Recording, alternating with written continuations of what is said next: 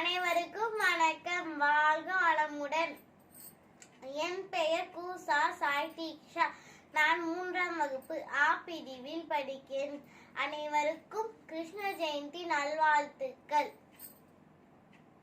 மனித குலத்தில் அவதரித்து தர்மத்தின் வழியில் வாழ்ந்து காட்டிய மகாவிஷ்ணுவின் அவதாரங்களுள் 1 ராமர், 2 கிருஷ்ணர்.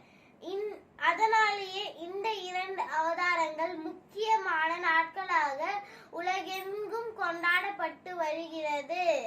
மகாவிஷ்ணுவின் 9வது அவதாரமான கிருஷ்ணர் அவதரித்த தினத்தை கிருஷ்ண ஜெயந்தியாக நாம் கொண்டாடுகிறோம். இந்த நாளில் அவரை வழிபட்டு நம்முடைய விருப்பங்கள் அனைத்தும் நிறைவேறும் என்பது ஐதீகம். அதர்மத்தை அழித்து தர்மத்தை நிலைநாட்டவே பகவான் கிருஷ்ணர் அவதரித்தார். நாம் எல்லோரும் இந்த நாளில் அவரை வழிபட்டு அனைத்து நலன்களும் கிடைக்க அவரை சேவிப்போம். வாருங்கள்.